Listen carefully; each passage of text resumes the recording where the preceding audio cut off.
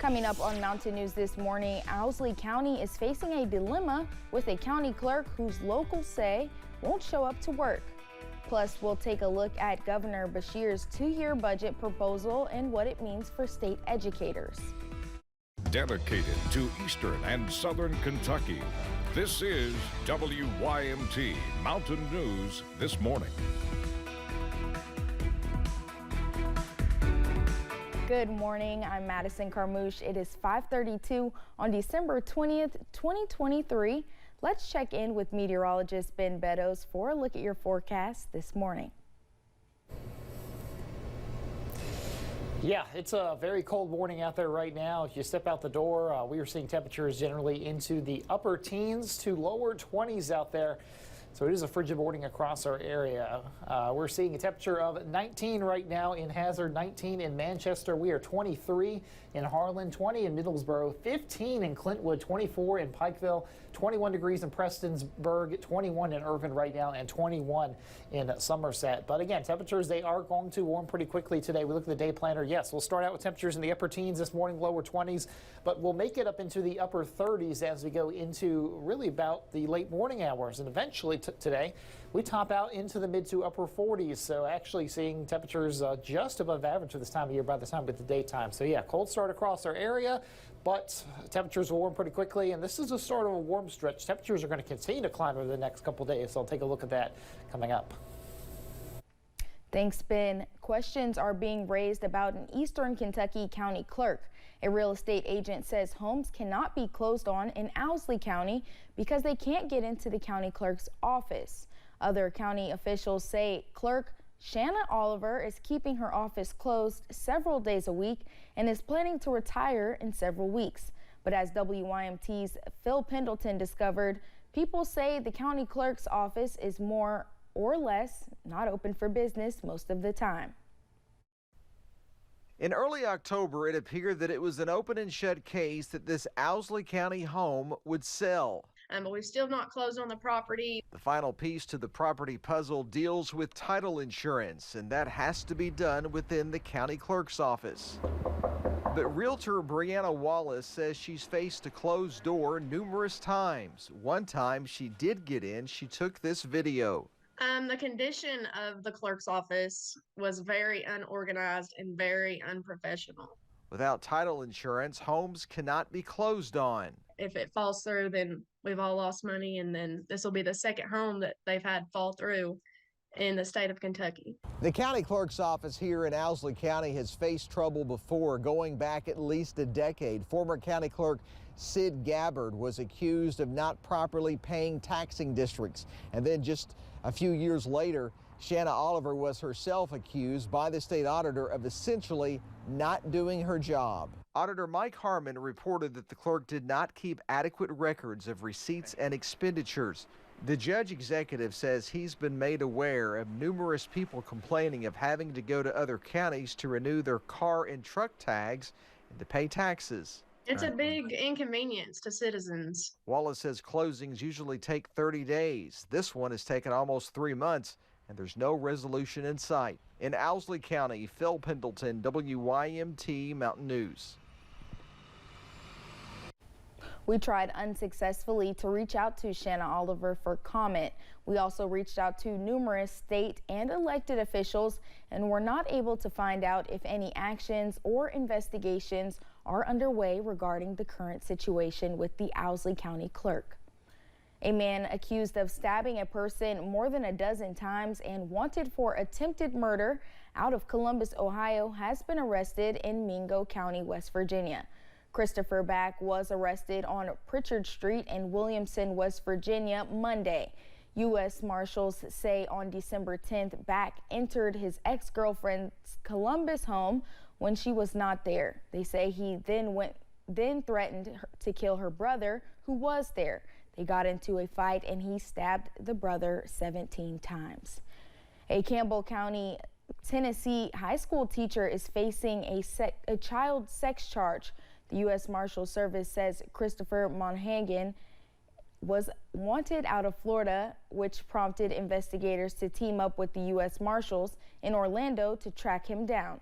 The U.S. Marshals Smoky Mountains Fugitive Task Force arrested Monaghan as he was on his way to school and took him to the Campbell County Jail. The name of a man whose remains were found in Pulaski County last week has been released. Officials with the Pulaski County Sheriff's Office say the body belonged to 20-year-old David J. Witt of Casey County. The situation stemmed from when officials say Witt reportedly assaulted a deputy and subsequently ran from police earlier this year. Officials say the body was found near the same place where Witt reportedly ran from police. A Tennessee woman has been convicted of trafficking fentanyl. The Whitley County Commonwealth's attorney posted on social media Mildred Medford was convicted of trafficking fentanyl. The assistant Commonwealth's attorney prosecuted the case in Whitley County Court. The conviction comes after an investigation from Williamsburg PD. Medford was sentenced to 8 years in prison. Kentucky State Police have recovered millions of dollars in property in a cargo theft investigation. Governor Beshear made that announcement yesterday. He says KSP shut down an organized theft ring responsible for more than $10 million in theft. Cargo theft can happen during transit at a storage facility or during loading and unloading. The investigation took 18 months. It resulted in 10 federal indictments and 7 arrests. Governor Andy Beshear's 2-year budget proposal could mean an increase in the salaries of educators. The governor says the goal of the nearly $136 billion budget is to reinvest into the education sector. Topping his request is an 11% pay raise for teachers and all other public school employees.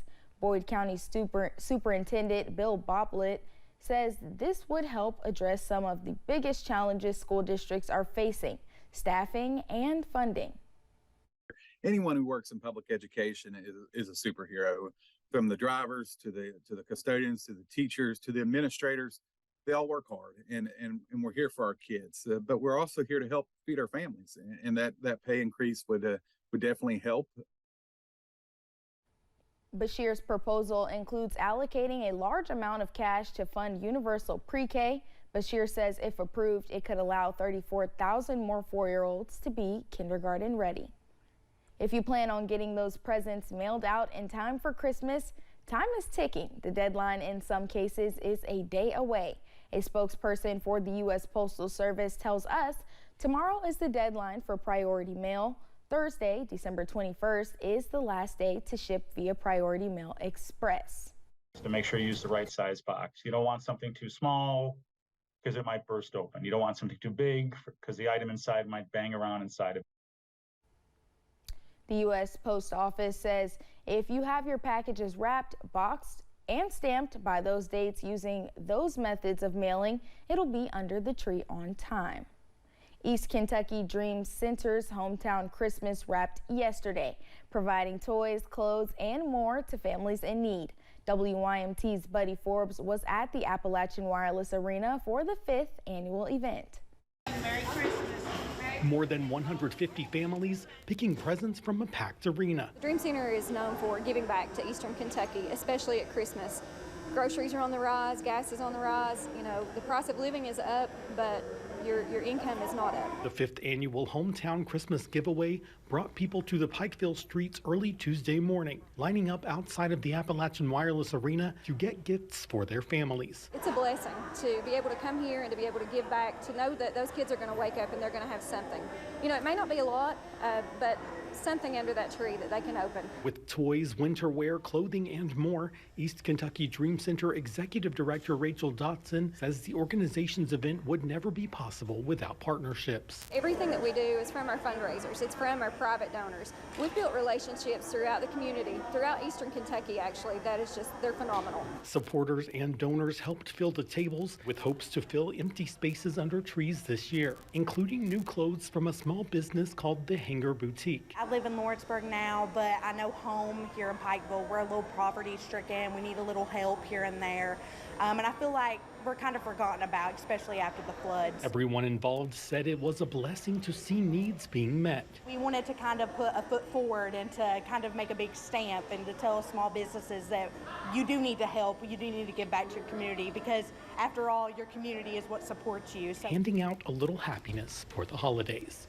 In Pikeville, Buddy Forbes, WYMT Mountain News. Dotson said the need was evident this year, with families lined up hours before the doors opened today. Owners of the Hanger Boutique hope to be involved in the giveaway again next year. Coming up, Madonna opens up about her health scare earlier in the year that put her tour on hold. And we're talking about warmer temperatures on the way. Cold start this morning, but we're going to start seeing improvements in those temperatures. I'll talk about that coming up.